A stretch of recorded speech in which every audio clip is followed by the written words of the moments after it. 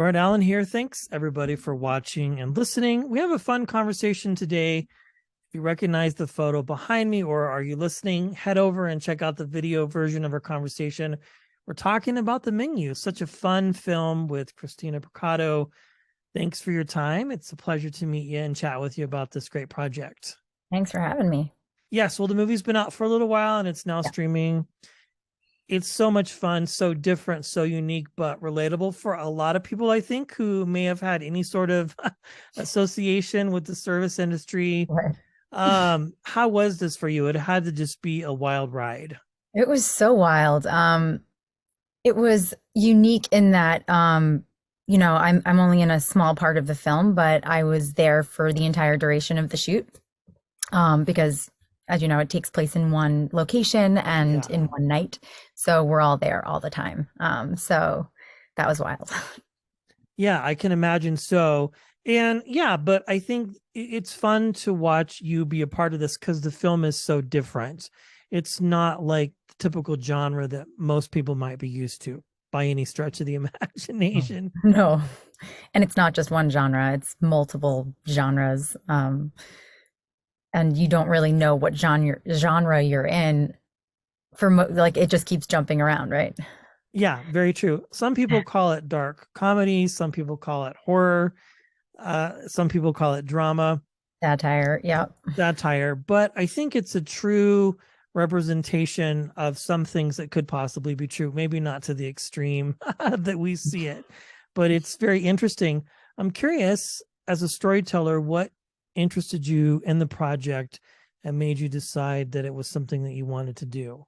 Well, I read the script not knowing anything about it. I Okay. knew that Mark Mylod was directing it, which made me very excited because I love Succession. And I read the script and it blew my mind. I just thought it was so different. I thought it was, I mean, I found myself laughing, but I also felt myself terrified. It just, and another thing that attracted me to it is that the fact that, those are two of my favorite genres is horror and dark comedy. And the fact that they're both in one film was just really exciting.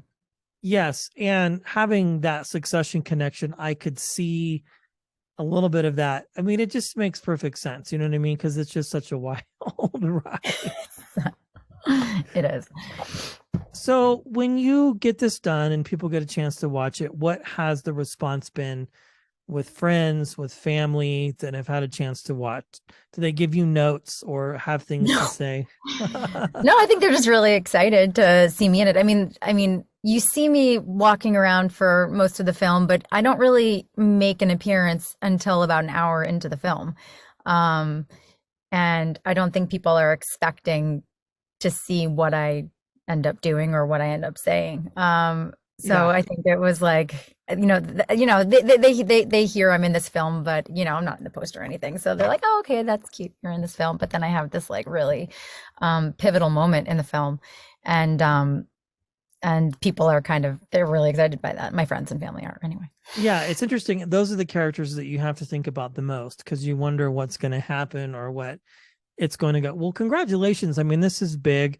You have done other projects before, but I'm very curious where that journey began for you as a storyteller. Like what interested you and made you decide that you wanted to choose this, or did it choose you? I think it can go both ways. I always wanted to be an actor.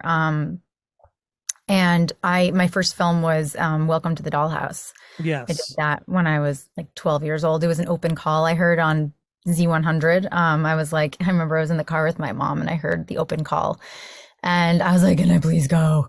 And she's like, okay. So I went with like a glamour shot and like no clue what I was doing. And then I came back for like a few callbacks and they offered me a choice of roles. And yeah, that was the beginning. That was the beginning of it. But then that was just kind of it because I don't really have any family in the business and went back to school. But then I pursued it more when I was old enough. Yeah, Heather Matarazzo was on the show. We talked about that film. Such an interesting project, and what a big start to get too, especially having that be like one of the first things that you do, because that's massive. Yeah, yeah. No, I was in heaven on set. Like this, it was everything that I had hoped it would be. I remember once they like moved my shoot date and I started crying. I was so upset. I was I was loving it. Yeah. No, I understand. So when you're not doing this and you're not other auditioning or putting things on tape, where do you find yourself placing those other creative outlets, those creative juices? Are you reading? Like what motivates you as an actor? I am I'm producing right now. I'm producing a podcast called The Foxes of Hydesville with Carrie Mulligan. Okay. And that should be launching in the next month or two. So I'm creating content in that way. I also write when I can find the time.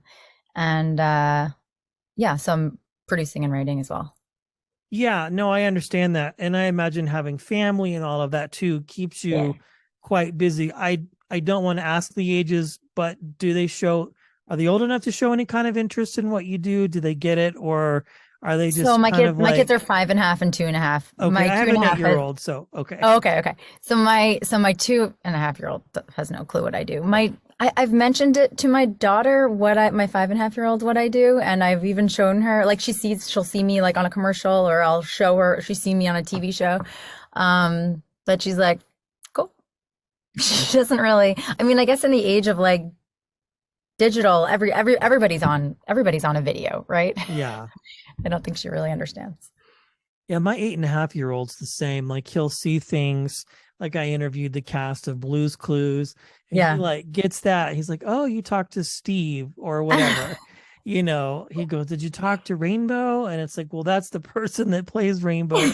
So it's interesting how as a parent they see that and they are somewhat interested, but yet somehow some way along the line they might find that and It'll go, click. Yeah, I yeah, think and go, it'll "Oh, click. this is something I might want to do." Right. Oh, oh. You're Yeah. like, no, we'll end the conversation here. That's a different story. I love it. Well, congratulations on this. And Thank you. again, you've done this and other projects, you've done commercials and things like that. One last question or so here, kind of looking at things and the way that your career has progressed.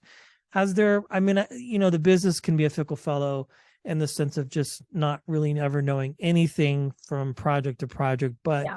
is there one that solidified for you like hey this is it for me like I don't know how many times you may have wanted to quit or decided I don't know if I Oh, can many, many handle times. this. Yeah, So wait, what's the question?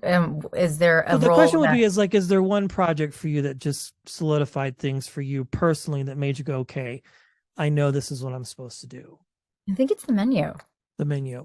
I do. I think it's one of the more important jobs I've had. Something that I'm the most proud of to be part of that cast, and that team. So I think being being in a room with all those people really solidified like, oh wow, I was proud. I was proud to be part of it. Well, you should be. I mean, the cast is fantastic, present company included. Well, Thank you. best of luck with everything. Congratulations on the podcast and Thanks. all of that, and family and life. And we appreciate your Yeah, time. you Thank you so too. much for hanging out. Thank you. Absolutely.